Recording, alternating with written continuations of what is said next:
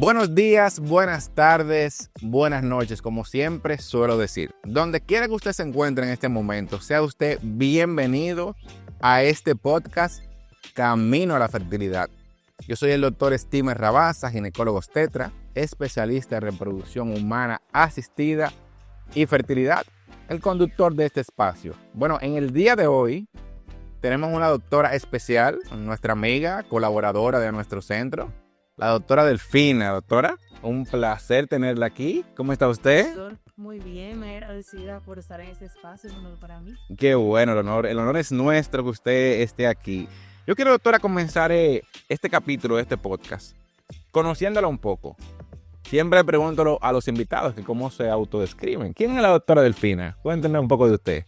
Bueno, yo soy la doctora Virginia Guzmán. Inicié mis estudios en la Universidad INTEC. Muy bien. Y continué ya mi carrera de ginecóloga obstetra en el Hospital Militar de Dr. Ramón de Larax. Y de allí entonces decidí hacer reproducción asistida en Santander, España. Muy bien. Bueno, doctora, de manera especial le doy su saludo. Gracias por estar con nosotros para combatir un tema muy interesante del ámbito de la reproducción humana asistida. Vamos a hablar de ese primer acercamiento que tiene el paciente a la consulta de fertilidad. Desde nosotros quizás definir cuándo un paciente que está buscando hijos, que no lo ha logrado, tiene que acudir a la consulta. ¿Cuándo usted considera que tiene que acudir a la consulta? Porque me recuerdo siempre cuando comenzamos este camino de reproducción humana asistida, que nos ponían un tiempo para evaluar a la paciente. La paciente venía, por ejemplo, con 3 meses intentando embarazo y no lo lograba. Y dijo, yo me voy para mi consulta porque yo quiero salir embarazada porque mi hermana salió de una vez de que comenzó a tener su vida sexual activa, pero yo no salgo. Y te digo esto porque me acuerdo ahora cuando estaba haciendo el entrenamiento que la paciente llegaba con 3 meses buscando hijos. Yo le decía, no, váyase y espere un año. Cuando tenga un año intentando buscar embarazo y usted no lo ha logrado, usted regresa. ¿Eso es así todavía? ¿Ha cambiado? Cuénteme un poco de eso. ¿Cómo es? Realmente hay que individualizar cada caso. Entonces, las pacientes generalmente uno les indica que debe de esperar por lo menos un año teniendo relaciones sexuales de manera continua, o sea, un año principalmente, y luego entonces acudir a la consulta de fertilidad si no conseguimos embarazo, pero ya eso ha cambiado. Que depende de las comorbilidades que estén esa paciente, si tiene alguna alteración endocrinológica o ginecológica, que es muy común el síndrome de ovario poliquístico, la endometriosis. Si la paciente tiene una edad mayor de 35 años, entonces uno no va a mandar a esa paciente a esperar a su casa a que pueda durar un año para embarazarse, porque puede estar perdiendo tiempo teniendo alguna condición que nosotros podamos ayudar a mejorar en ella. Igualmente su pareja, porque como la fertilidad de ambos, tanto el factor masculino como el factor femenino, es importante evaluarlo. Entonces, eso va a depender de cada caso en particular y de las condiciones que esa paciente puede llegar a presentar. Claro, es muy, muy importante que la paciente tenga en cuenta eso, porque reciben muchas pacientes en la consulta que le han dicho, bueno, doctor, yo fui a donde un médico y me dijo que tiene que esperar un año para salir embarazada. Claro, entonces, por ejemplo, como usted muy bien dijo, si una paciente tiene un síndrome de ovario poliquístico, que comúnmente es algo genético, hereditario, que lo tiene alguien de su familia y está intentando tener embarazo, esa paciente no tiene que tener un año para acudir a la consulta. Inmediatamente se le hacen sus estudios básicos de fertilidad. Lo recomendable es empezar con un perfil hormonal. Para allá vamos, doctora, para allá vamos a hablar de todo eso. Y seguimos ahí, entonces, pacientes que le han operado de ovario, por ejemplo, el buen llamado o mal llamado quiste de ovario. Una paciente que tiene un quiste de ovario, la operan. ¿Usted cree que esa paciente debe esperar un año para salir embarazada o tiene que ir directamente a la consulta? Lo adecuado es que acuda a la consulta para verificar que todo esté en orden y que ella pueda tener su tiempo de espera, que ella entienda que sea claro, de acuerdo a muchas condiciones que también tiene la paciente en relación a metas profesionales. Si tiene una pareja en ese momento, también es importante evaluar eso. Bueno, pues ya tenemos la paciente que sí necesita que comencemos a estudiarla. ¿Por qué? La paciente ya sabemos que tiene antecedente o no, tiene un tiempo buscando hijos, hay algún factor identificado en la infertilidad y la paciente llega a la consulta. La paciente llega a la consulta. ¿Cómo se hace el estudio inicial de la paciente que está buscando bebé? De la paciente no, perdón, de la pareja, ¿verdad? De la pareja. Vamos a ver. Yo iba a comentar que el estudio de fertilidad empieza básicamente con la evaluación del paciente. Tanto la historia clínica, que es muy importante, como evaluar a ese paciente, ver si ese paciente necesita en algún momento algún apoyo, por ejemplo, psicológico. Es importante empezar por ahí, porque a veces son pacientes que no vienen a ti por primera vez a la consulta, sino que ya han recorrido un camino. Hay que indagar si ese paciente ha recibido tratamiento en algún momento con algún otro especialista. Si, por ejemplo, la pareja tiene hijos, porque eso puede presionarla aún más, claro, todo el factor de estrés y demás. Y siempre es importante evaluar esa parte. La evaluación psicológica es muy importante, interfiere de forma importante en el pronóstico, en el tratamiento, en los resultados que vayamos a tener. Posterior a esa evaluación, entonces que vemos y conocemos el paciente que tenemos enfrente, entonces ya vamos a la parte de la historia clínica, que nos arroja generalmente el 90% de la condición que puede llegar a presentar ese paciente. Indagar sobre sus antecedentes heredofamiliares, si tiene alguna condición ginecológica, como ya hablamos del síndrome de ovario poliquístico, la endometriosis. Indagar también sobre el esposo de esa paciente o su pareja, si tiene alguna condición X o Y, porque hay que estudiarlo a ambos. Y entonces ya ahí empezamos por los estudios de fertilidad que hablábamos ahorita, que son entonces su perfil hormonal. Siempre tomar en cuenta la edad de la paciente para valorar entonces otros estudios que los indican de la calidad opositaria, como la antimuleriana, que a veces no todos los médicos mandan a hacer el estudio de la hormona antimuleriana porque tal vez ven que tiene un perfil hormonal normal, pero hay pacientes que son jóvenes y que tienen bajos niveles de hormona antimuleriana, lo que indica que su calidad ovocitaria es muy baja y que tal vez no pueden esperar a tener 30 o 35 años para embarazarse. Entonces, ya lo demás sería apoyarnos también en estudios de imágenes. Por ejemplo, la sonografía transvaginal es un método de diagnóstico sencillo, simple, que utilizamos a diario por las pacientes de la consulta y que, por ejemplo, al principio del ciclo nos puede indicar la calidad ovocitaria midiendo los folículos preatrales o los principales folículos que tiene la paciente al mesito del ciclo. Muy bien. Usted sabe que me hace mucho, en estos días tuve un paciente varón en mi consulta. Bueno, va porque no tiene hijos. Y yo le pregunto, ¿y su esposa? No, mi esposa no está aquí porque mi esposa tiene hijos.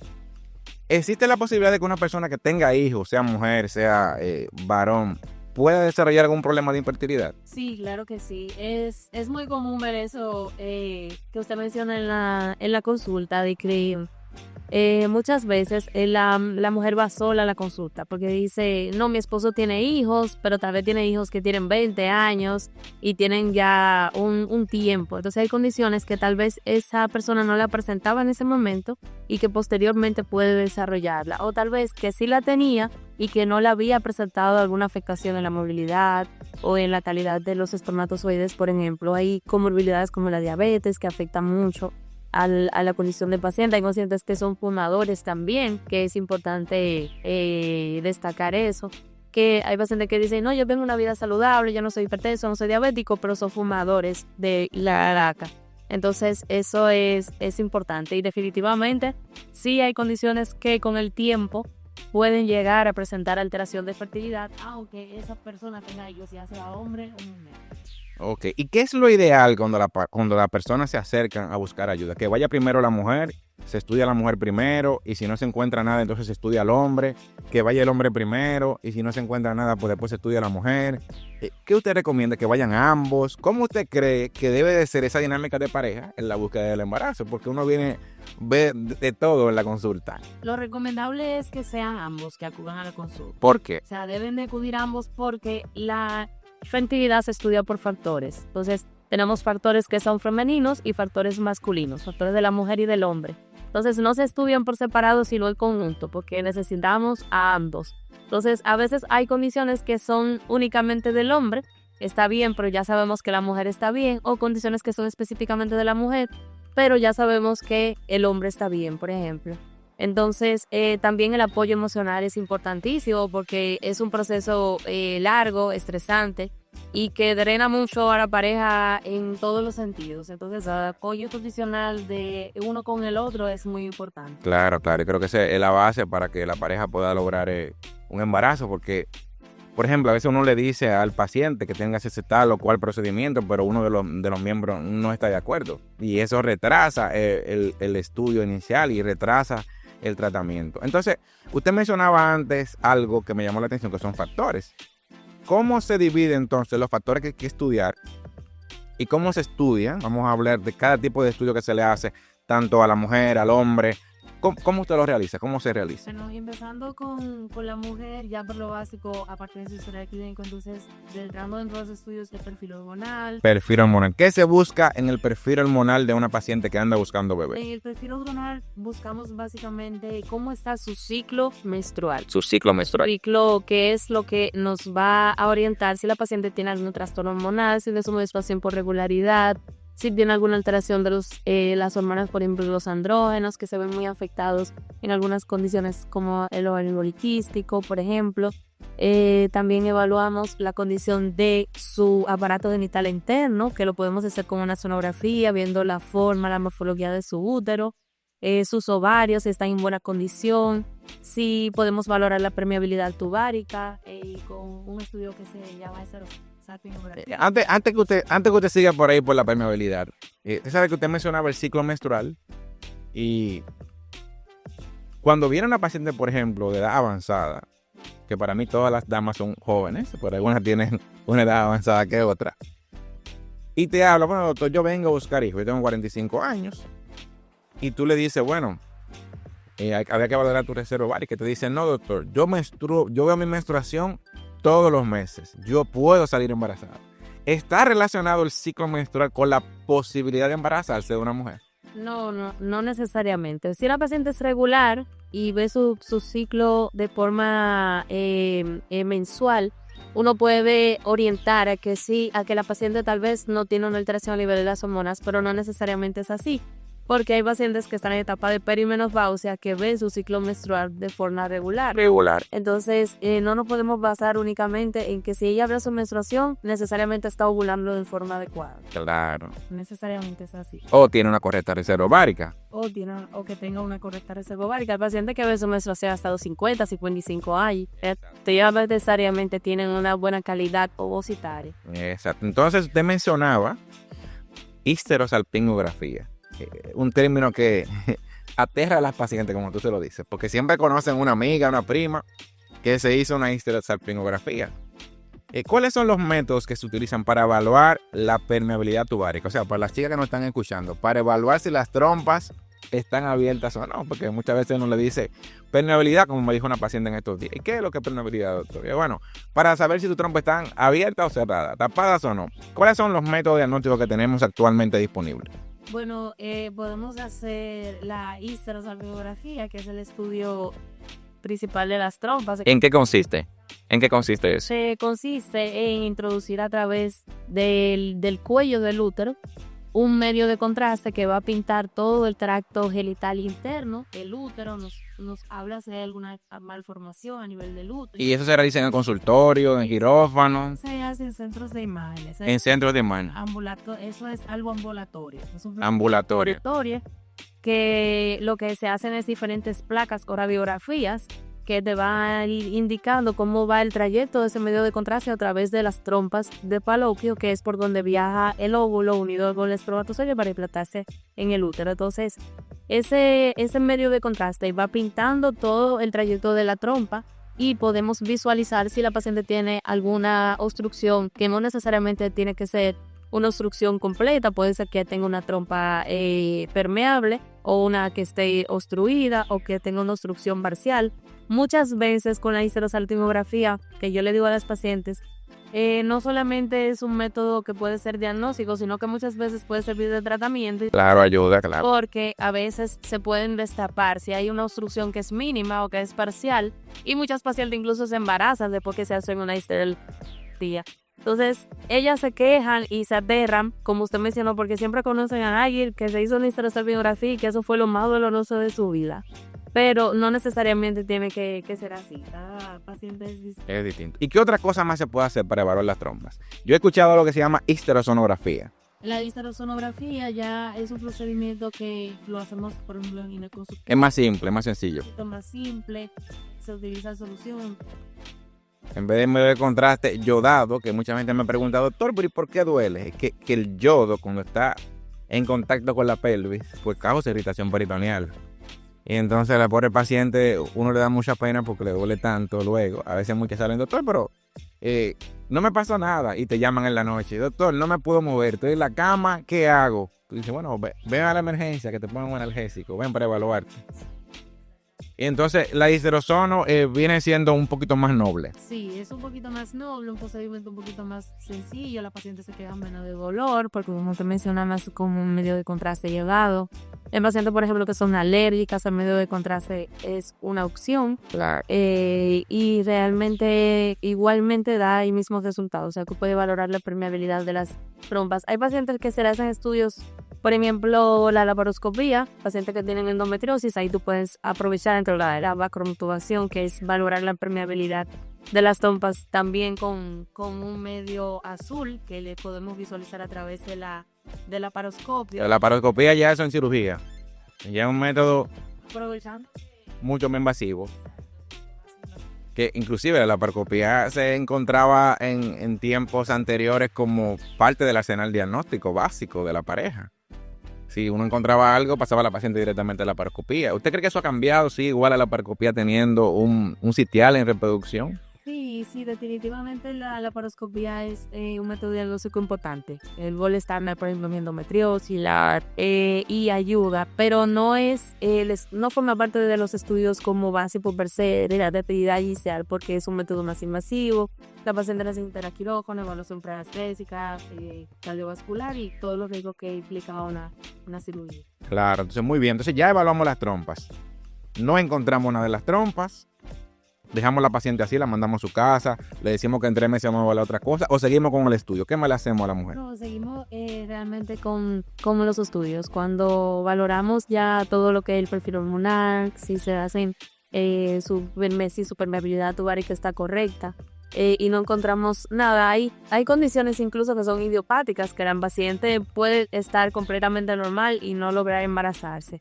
Pero, por ejemplo, hay que investigar otras condiciones, por ejemplo, a nivel de la tiroides. Hay pacientes que pueden tener un descontrol hormonal con un hipotiroidismo que hayan que corregir. Pacientes, por ejemplo, que son diabéticas. Siempre hay que como derivar. El manejo del paciente en fertilidad debe ser integral. O sea, no solamente yo me quedo con la paciente, sino que si tiene alguna condición, derivarla al cardiólogo, al endocrinólogo, por ejemplo, que es muy importante, y continuar obviamente con el estudio del hombre, de la pareja. Okay. Dentro de los estudios hormonales, te digo esto porque veo muchas pacientes que vienen y me dicen, doctor, yo vengo, pero yo sé que mi problema no es ovulación, porque yo ovulo normal, yo ovulo bien, yo veo mi moco cervical y me da mucho más deseo sexual. Pero ¿existe alguna hormona que se mida para que la paciente sepa si tuvo un ciclo ovulatorio, si ella está ovulando normal? Sí, normalmente en el día 21 podemos medir los niveles de progesterona que nos indican más o menos cómo está la paciente. Muy bien, también hay tiras que vienen en la farmacia, que son tiras ovulatorias que se pueden hacer la paciente la hace en su casa, la compra en la farmacia. Y da una idea más o menos de la ovulación. Le puede dar una idea más o menos si está ovulando o no en sus días fértiles, obviamente. Muy bien. ¿Y qué otra hormona usted considera importante en el arsenal? Hay una hormona que se llama hormona antimuleriana. Para usted, ¿qué tan importante es la hormona antimuleriana en el arsenal diagnóstico de la pareja que está buscando hijos? Es muy, muy importante. A veces, o antes, uno lo utilizaba más en pacientes que ya tienen más de 35 años, porque lo usual es que la reserva ovárica baje después de los 35 años, pero en medicina de adultos no son 4.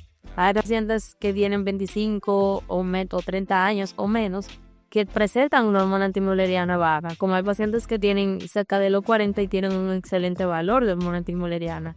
Entonces, la hormona antimuleriana nos arroja luz, mucha luz en infertilidad, y nos ayuda a valorar cómo está esa calidad ovocitaria, porque si una paciente tiene, por ejemplo, una hormona antimuleriana muy baja y ha tenido muchas pérdidas, Eso se puede deber a la calidad ovocitaria que tiene la paciente.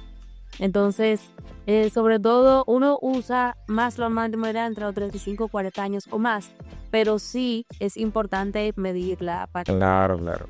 Pienso que la hormona antimoleriana ha sido una prueba de maravilla para nosotros, porque solamente antes uno medía FSH, LH, estradiol, y tenía una idea, y veían los niveles muy exorbitantes, elevados.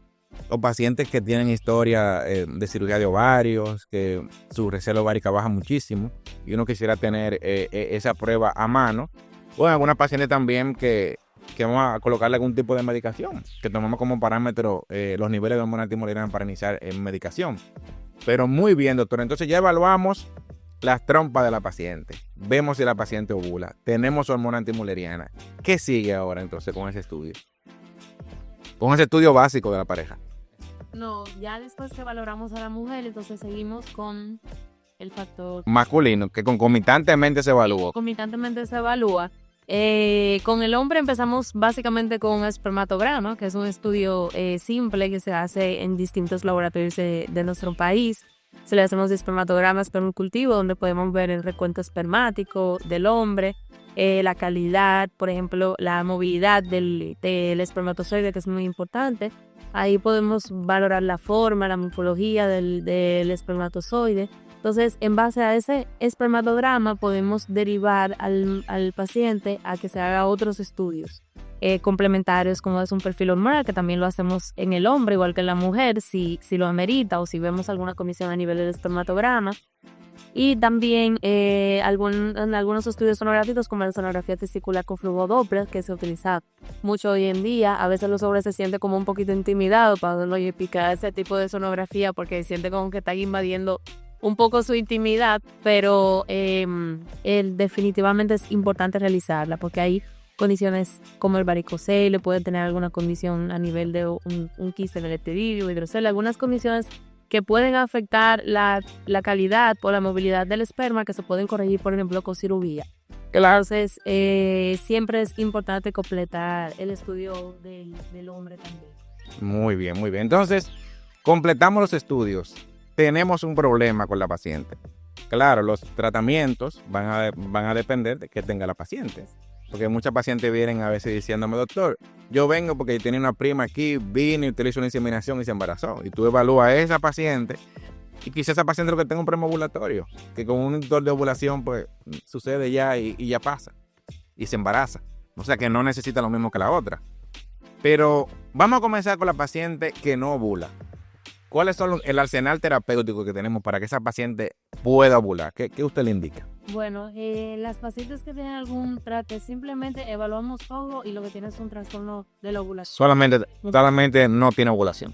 Mejorarlo con inductores de la ovulación, que son de los tratamientos de baja complejidad que más utilizamos en reproducción asistida. ¿Y eso de baja complejidad, doctora, para que la paciente que nos están viendo nos entienda? Reproducción asistida lo dividimos en dos tratamientos, sea un tratamiento de baja complejidad o de alta complejidad. Lo de baja complejidad se refiere a cuando tú tienes que mejorar, por ejemplo, la ovulación de la paciente con una pastilla, que tú lo puedes, o con ayuda tal vez de una que otra inyección, pero básicamente es un ciclo guiado que se programan las relaciones sexuales, se pueden dar inductores de ovulación al principio del ciclo, como el citrato de clobenfeno, que es muy común utilizarlo, y básicamente sería eso, regularizarle el ciclo tal vez con algún método, por ejemplo, la medroxiprogesterona, que nosotros podemos regularizar el ciclo. Pacientes que tienen poliquistosis ovárica dicen, bueno, yo tengo mi evidente usando anticonceptivo, ¿qué yo puedo hacer para yo mantener mi ciclo regular y darme la oportunidad tal vez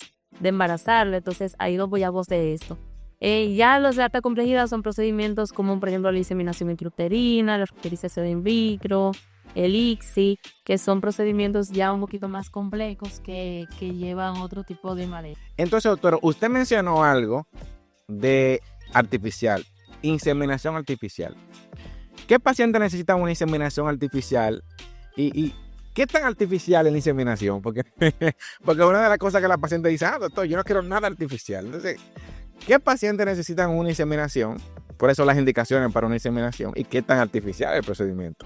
Bueno, realmente las pacientes que ameritan una inseminación artificial, por ejemplo, son pacientes que califican para una inseminación artificial, tienen que tener las trompas permeables. Por lo menos una trompa permeable, es importante. Generalmente pacientes menos de 40 años y que tengan, por ejemplo, un buen, que tengan un ciclo menstrual regular, aunque se refiere a artificial porque el tema no es de forma natural. O sea, no es que tú vas a guiar a la paciente, tal vez hacerle un corto programa. Exacto, que no es natural porque no es con relaciones sexuales. Exacto, no con relaciones sexuales. Entonces, uno al principio del ciclo coloca inductores de ovulación que son inyectados, porque ya cuando se va a hacer el proceso de diseminación, que es un proceso un poquito más complejo que las pastillas, entonces monitorizamos su crecimiento de sus folículos y demás. Entonces, artificiales porque inducimos la ovulación, que no es de forma natural, para que la paciente en vez de 1 tenga 2 o 3 óvulos. Entonces, ese procedimiento se hace en el consultorio, se llevan los espermatozoides ya previamente. O sea, que es un procedimiento simple. Exacto. Sencillo. Ya, cuando la paciente está lista, que tiene los folículos del tamaño que nosotros queremos y sus hormonas están en el valor que queremos, entonces lo programamos para se hace una capacitación del esperma, se prepara el esperma del hombre y se lleva a través de una cánula, a través del cuello del útero, hacia el fondo uterino. Entonces, es un procedimiento, como por decirlo así, simple, que realmente es una opción que es un poco también más económica para hacer, es que lo ven llegar a utilizar. Un invito. ¿Y qué tan segura la inseminación, doctora? O sea, una gente viene, le hacen una inseminación y sale con su muchacho ya con su prueba positiva. ¿Cómo es? Porque cuando tú le dices a una gente, mira, te vamos a hacer una inseminación artificial, la mente del ser humano es amplia. Y bueno, si esto es artificial, yo estoy embarazada el mes que viene. Y por eso muchas pacientes vienen y me dicen, doctor, yo vengo a inseminarme. Y yo la miro, ¿a inseminarte? Sí, yo vengo a inseminarme. Porque creen que si no han salido embarazadas y le hacen una inseminación artificial, ¿cómo se llama? Que muchos autores le varían el término a intrauterina para separar un poco eso. ¿Qué tan seguro es la inseminación? Bueno, hay pacientes que van con la idea, como usted menciona, de que si se va a hacer un proceso de inseminación se van a embarazar. Van a tener una prueba inmediatamente positiva porque han escuchado de alguien o porque lo buscan en internet. Pero sí, cada procedimiento depende el éxito de cada procedimiento depende de la condición de cada paciente. O sea, el factor que esté alterado. El factor que esté alterado. Pero sí, aumenta muchísimo la probabilidad de embarazo. Claro. Entonces, en comparación con una relación sexual normal y una inseminación, ¿qué tanta diferencia hay de tasa de embarazo, más o menos? Bueno, le aumenta de un 50 a un 60. Claro. Las probabilidades, porque tú teniendo relaciones sexuales de forma natural, teniendo todos los factores en orden, es hasta un 25%. Claro. Entonces, esa paciente que no ovula, que tiene el factor masculino alterado, va a necesitar una inseminación. O que tiene una trompa solamente permeable, son cosas que le van a ayudar. Entonces, doctora, hay algo que se llama la panacea en reproducción asistida. Lo que todo el mundo dice, bueno, si yo llego ahí, yo quiero mi gemelo, que es la fertilización in vitro. Háblame un poco ¿en qué consiste hacer una fertilización in vitro? Bueno, la fertilización in vitro ya es más en pacientes, por ejemplo, que tienen un factor tubárico. Tienen sus trompas permeables. O sea, que están tapadas las trompas. Como no se puede fecundar por ahí el bebé, hay que fecundarlo fuera. Cuando grabo un embarazo con una inseminación artificial o inseminación intrauterina. O sea, aquellas pacientes que vienen, tienen varios intentos de inseminación y no se embarazan. Y que hay que pasarla a algo que sea un poco más seguro, que el in vitro. Y ya el proceso in vitro es un proceso más complejo, se inicia igualmente con inyecciones, pero uno es un poquito más agresivo ya en esta inducción de la ovulación, porque en vez de tener 3, uno siempre quiere tener una mayor cantidad de óvulos para que esto aumente la probabilidad de tener más embriones y por ende aumente la probabilidad de que la paciente se me pueda embarazar.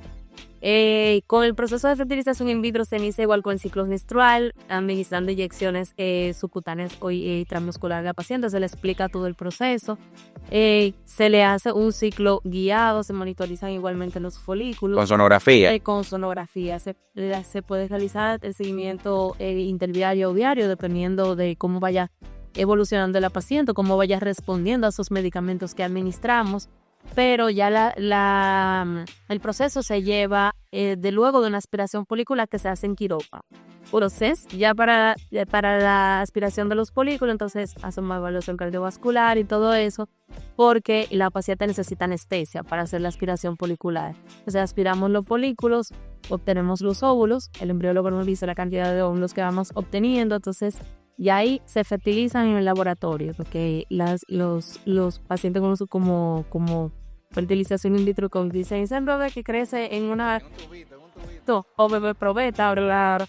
Entonces ya ahí la embrióloga nos va diciendo al tercer día cómo va, cuántos han fertilizado, cuántos embriones tenemos y de esos embriones cuáles han evolucionado. Ya a los 5 días hacemos la transferencia de embriones, 3 a 5 días hacemos la transferencia de embriones. Generalmente se transfieren 2 embriones porque aumenta mucho las probabilidades de un embarazo múltiple, como ya se había mencionado.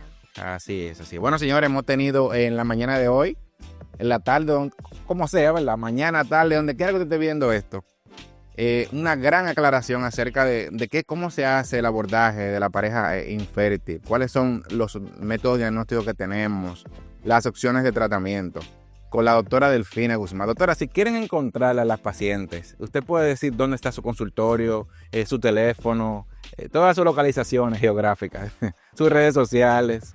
Sí, yo estoy a la orden en Gascuet, el Docamel, el edificio profesional de Docamel, y también en Hospital Santo Domingo. Mis redes sociales lo pueden encontrar así mismo en Instagram, doctora Delfina Guzmán, donde están todos los contactos para hacer la cita, o si me quieren escribir por alguna pregunta o duda que tengan, también es posible. Muy bien, tú sabes que la finalidad de este podcast, aparte de informar y de orientar a la población, es llevar un mensaje de esperanza a aquellas pacientes que no han podido salir embarazadas. Usted como médico de reproducción, Delfina, ¿qué le diría a esas pacientes que no han logrado su embarazo, que están en la búsqueda de la lucha del embarazo? ¿Qué palabras esperanzadoras usted le puede llevar a esas parejas? Bueno, yo siempre le digo a mis pacientes que siempre hay una solución y que definitivamente Dios es el que tiene la última palabra. La última palabra y es el que da ese soplo de vida, pero nosotros estamos aquí como instrumentos de él para poder guiar y orientar a esas pacientes y hacer un diagnóstico para llevarle a dar un tratamiento adecuado y que realmente es un camino largo, pero que al final vale la pena el sacrificio. Hay que perseverar y hacer nuestra parte. Bueno, doctora, muchas gracias por habernos acompañado en este episodio. Esperamos que para la segunda temporada también esté con nosotros. Bien. Sería un placer para... Bueno, amigos, gracias por habernos acompañado en este episodio más del podcast Camino a la Fertilidad, un podcast oficial de la clínica Procrear. Recuerden, active la campanita de notificación, denle me gusta a este video, compártalo para que lleguen más personas y más personas puedan tener la información necesaria para los problemas que le aquejan. Recuerden que soy el doctor Steven Rabasa, ginecólogo obstetra, especialista en reproducción humana asistida y fertilidad. Muchas gracias.